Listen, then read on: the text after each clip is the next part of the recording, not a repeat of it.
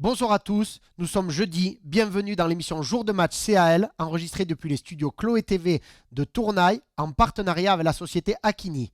Nous allons vous parler petit à petit de cette rencontre de samedi à François Sarrat de Lannemezan, la réception de Auch à 13h30 pour les espoirs et à 15h15 pour l'équipe première. Dans cette émission, 3 intervenants répondront à mes questions. Jean Baïès, responsable des équipes de jeunes, nous parlera de la jeunesse du CAL. Lionel Terré, partenaire de ce match avec sa société Akini, nous parlera de ses activités. Enfin, Patrick Magentis nous parlera de son groupe Espoir et du dernier résultat, la belle victoire face à Anglette. On démarre sans plus tarder avec Jean Baïès qui nous parle des jeunes de Lannemezan. Commençons cette première émission avec en premier intervenant Jean Baïès qui est responsable du pôle jeune du CAL aux côtés de Vincent Bott. Bonsoir Jean. Bonsoir. Alors, vous et le cercle amical lannemezanais, c'est une petite histoire d'amour.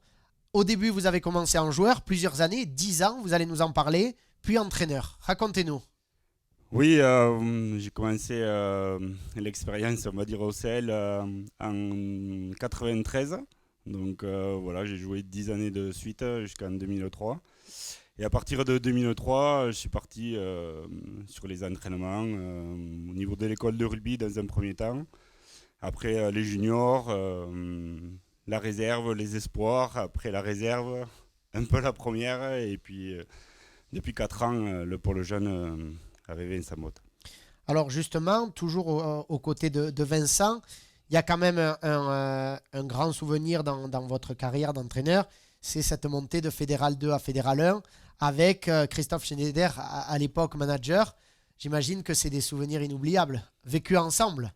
Oui, en fait, on a commencé l'aventure tous ensemble il y a 7 ans. Et du coup, on s'était un peu tous choisi les places, je dirais. On était tous les entre copains, un dirigeant, entraîneur, président. Et du coup, on a attaqué cette aventure avec des objectifs qu'on on a eu la chance d'atteindre. Sur 3 années, on s'était donné de se maintenir la première année, se qualifier la deuxième année, monter la troisième année. Bon, on a eu la chance d'y arriver.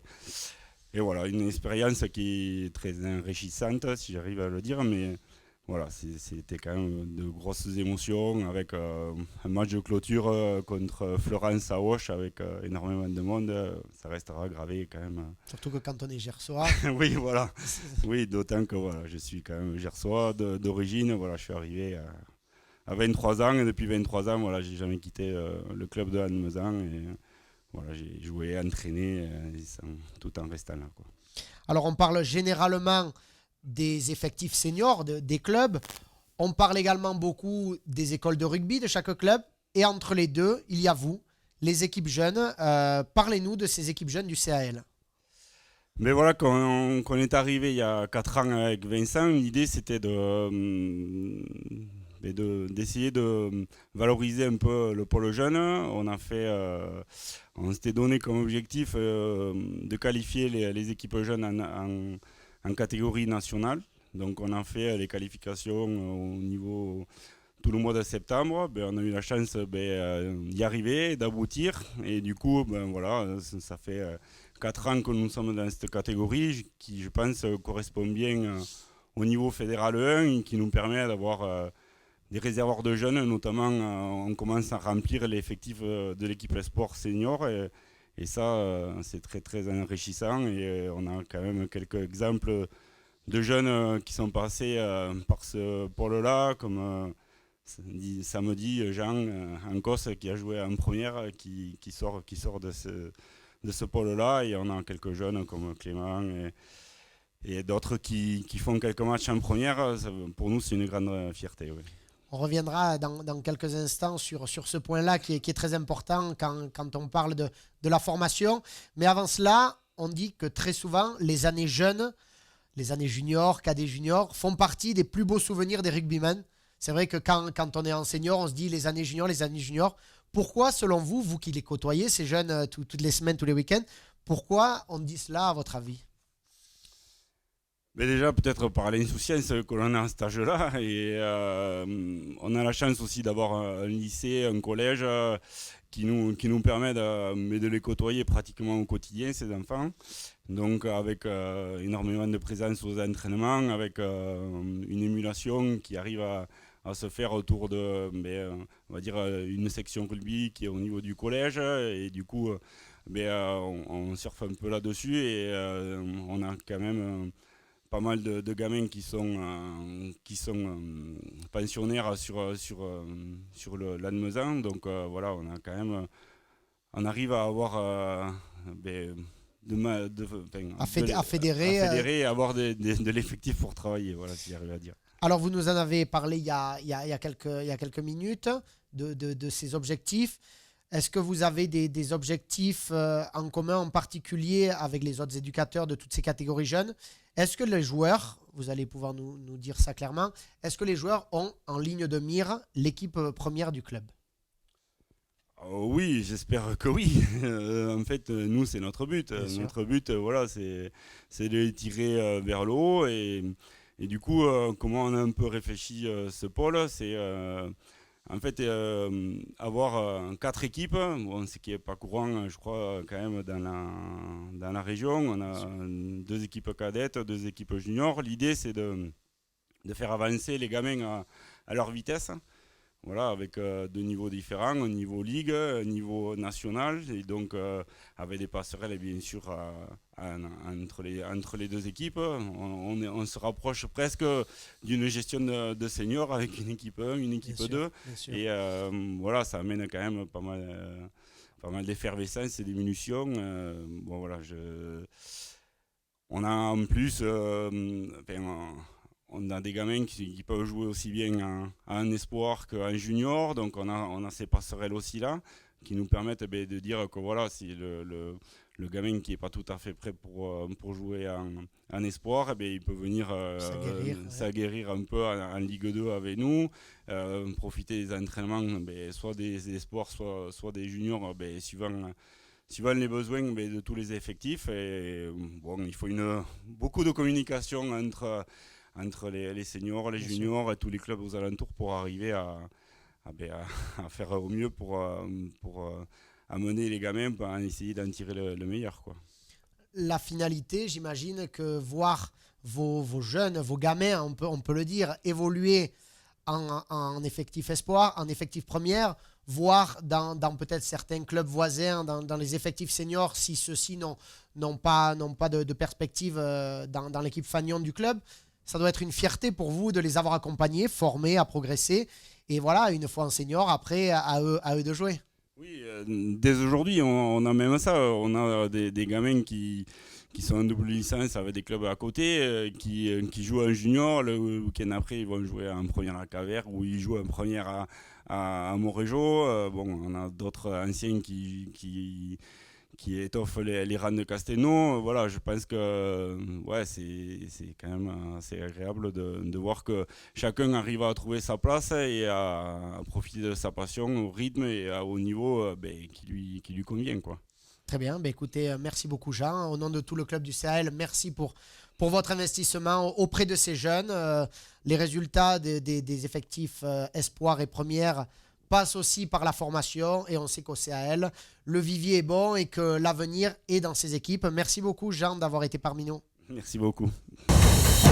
Avant de rentrer plus en détail dans la présentation de la première rencontre de ce samedi, l'équipe Espoir dès 13h30 à François Sarrat et l'analyse du coach des avants Patrick Magentis, intéressons-nous aux résultats de la poule et de notre adversaire dans la catégorie Espoir. Alors, ce week-end dernier, Lannemezan l'a emporté en Espoir 17-7 sur son terrain face à Anglette. De leur côté, Saint-Jean-de-Luz et Lombès-Samatan ont fait match nul 26 partout. Peyrorade s'est imposé face à Oloron 27-16. Florence a été s'imposer sur le terrain de Tyros sur le score de 26-27. Nafarrois s'est imposé d'une courte tête face aux voisins Bagnères de Bigorre. Enfin, Auch, notre adversaire de ce samedi, s'est imposé dans la douleur face à Montléon. Pour parler des 3 derniers matchs de notre équipe visiteuse, l'équipe Espoir, je vous le rappelle, l'équipe de Auch s'est inclinée à domicile face à Oloron 17-24. Elle s'est inclinée sur le terrain de Lombès sur le score de 17-3. Et comme je vous l'ai dit, elle a réagi le week-end dernier à la maison du côté de son stade face à Moléon sur le score de 20-17. Au classement, les deux équipes ne sont pas loin avec le CA Lannemezan Rugby qui remonte de la 8e position à la 6e place avec 12 points. 3 victoires et 2 défaites. Le FC Auch est quant à lui 8e avec 9 points, 2 victoires et 3 défaites. On part sans plus tarder du côté du partenaire du match de ce samedi avec Lionel Terré, gérant de l'entreprise Akini. À l'occasion de la réception des deux équipes du FC Auch, ce samedi au stade François Sarrat de Lannemezan, le partenaire du match sera la société Akini. Et nous avons le plaisir d'accueillir ici dans les studios de Chloé TV, monsieur Lionel Terré. Bonjour Lionel. Oui, bonjour. Alors, première question, depuis quand supportez-vous le club de Lannemezan et pourquoi avoir choisi de soutenir le club bigourdan en tant que partenaire ? Comme je dis souvent, nous sommes une entreprise multicantonale et ça fait des années que nous travaillons sur la Vallée d'Or, le Louron, le pays des coteaux, et Lannemezan était l'endroit idéal, d'autant plus idéal que j'ai la chance d'avoir dans mes équipes Lionel Béguet, qui est directeur chez nous depuis 1995 et qui avait le désir de s'implanter sur Lannemezan, nous a trouvé des locaux, donc on est venu s'installer il y a 3 ans, donc c'était normal de redistribuer sur le territoire où nous travaillons un partenariat. Alors, même si la société Akini sur le territoire est quand même reconnue, tout le monde connaît, pouvez-vous, pour ceux qui ne le connaissent pas, présenter votre activité et votre entreprise à nos téléspectateurs ? Donc Akini, c'est une vieille entreprise tarbaise, je suis désolé, mais qui a été créée en 1946 et nous faisons tout ce qui est travaux publics. Mais tous les travaux publics, on fait des routes, de l'hygiène publique en eau, assainissement, irrigation, du génie civil et depuis 5-6 ans, beaucoup de désamiantage. Donc on travaille, on est une pluriactivité dans le monde des TP. En tant que gestionnaire d'entreprise, chef d'entreprise, trouvez-vous qu'il y a des points communs entre les valeurs et la réussite d'une entreprise et celle d'un club de rugby, la gestion et la réussite d'un club de rugby à tous ses étages, bien sûr. Alors, surtout, il y a des valeurs communes dans le monde du travaux public et les TP et le monde du rugby. Quand vous êtes consultant, vous êtes tout seul, mais nous, les équipes, c'est bien des équipes de chantier, donc c'est des valeurs communes de solidarité, de travail, parce que quand il fait froid, quand il fait chaud, il faut que les gars soient solidaires entre eux sur les chantiers, il en est de même sur les terrains. Et puis là, surtout qu'on arrive en période hivernale, on va commencer à y arriver. Et c'est vrai que la cohésion d'équipe fait aussi partie de vos valeurs et des valeurs de la société Akini. Bien sûr, comme je dis souvent, dans les équipes de rugby ou de TP, tout seul, on n'est rien. Si vous n'avez qu'un paylist, si vous n'avez pas les gars pour poser tuyaux, ça n'avancera pas. Et au rugby, c'est pareil. Alors, qu'attendez-vous de ce match de samedi, ce derby face à Auch ? Je sais que vous travaillez aussi avec votre société du côté de Auch. Qu'attendez-vous du CAL et plus généralement de la saison du club bigourdan ? Alors pour nous, c'était important d'être partenaire contre Auch. Pourquoi ? Parce que c'est évident, comme vous le savez, je suis gersois et nous avons une agence sur Auch et on devait être partenaire de ces derbys-là. Donc j'attends du CAL la même chose, leur ADN, qui montre leur ADN, de la solidarité, de la combativité. Sur le plateau à François Sarrat, c'est jamais facile. Mais face à des gersois qui ont les mêmes vertus. Donc c'est évident que ça sera un match engagé avec plein de rebondissements.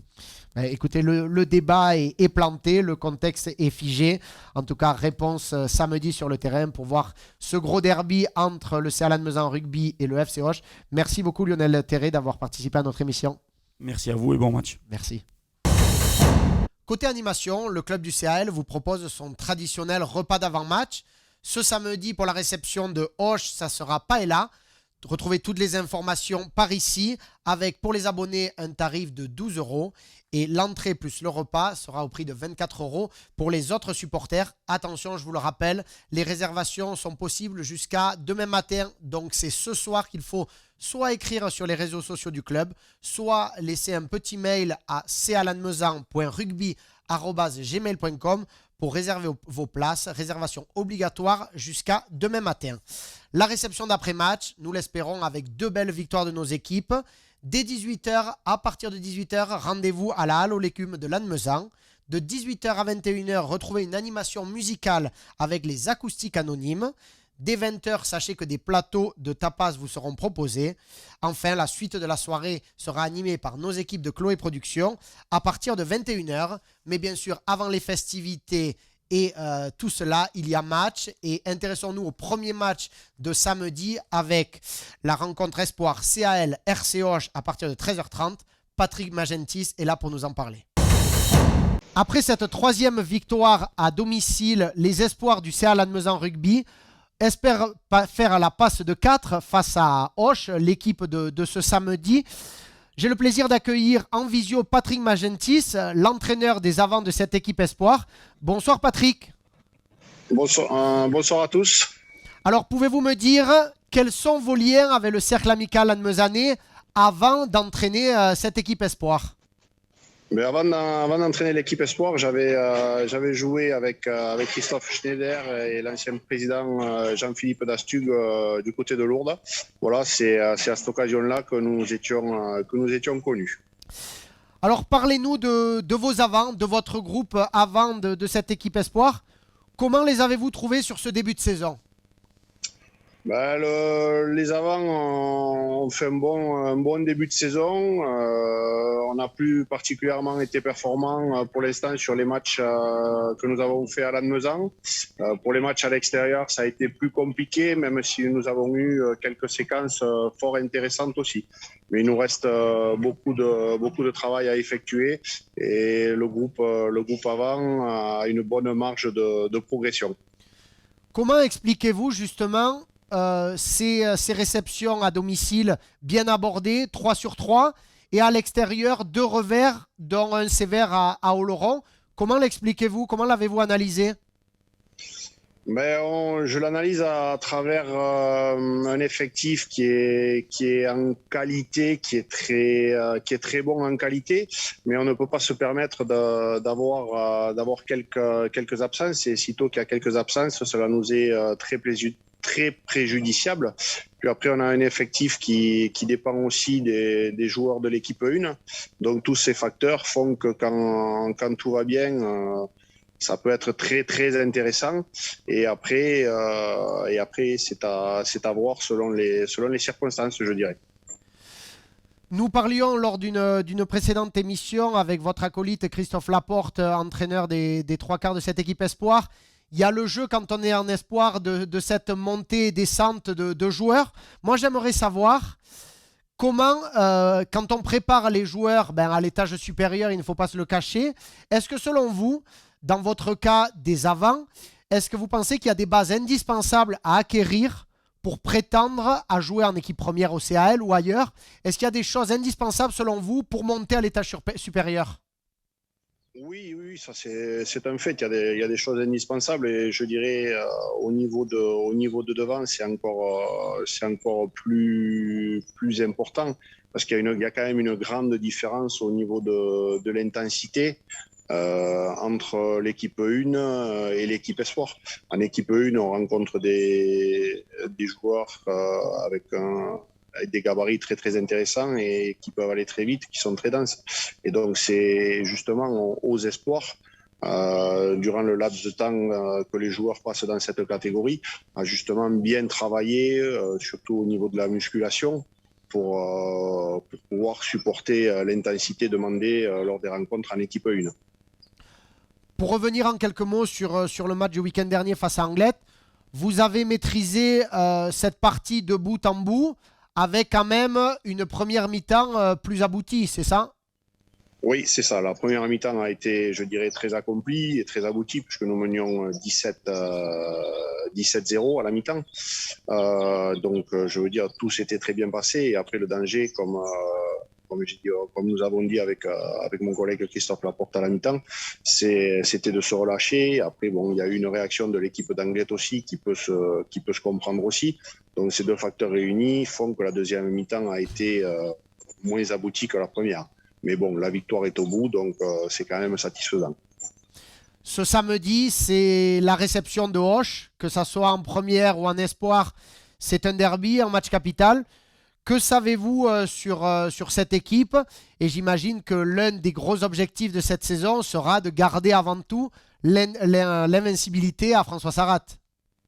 Tout à fait, Romain. Ouais, l'objectif de la saison est de garder d'être invincible à François Sarrat. Ça, c'est déjà un premier point. Donc après, ce qu'on sait de cette équipe d'Auch, c'est que c'est une équipe très très joueuse. Auch, on sait tous que Auch est un club très formateur et on le voit tous les week-ends. Donc là-dessus, on sait à qui on aura affaire. Donc on va préparer ce match d'Auch de la meilleure des façons pour être le plus performant possible samedi à François Sarrat et d'être présent au rendez-vous. Ben écoutez, merci beaucoup Patrick. Ça promet un beau match pour les supporters du club et de l'équipe adverse. En tout cas, merci beaucoup d'avoir répondu à nos questions. Et on vous souhaite un très bon match et une très belle saison. Merci. Merci beaucoup, bonne continuation. C'est déjà la fin de ce premier épisode consacré aux réceptions du FC Auch ce samedi à 13h30 et 15h15 à François Sarrat de Lannemezan. Rendez-vous demain soir à 19h, même lieu, même heure, pour rentrer dans le vif du sujet avec toutes les infos à savoir sur ce fameux derby de l'équipe première. À demain.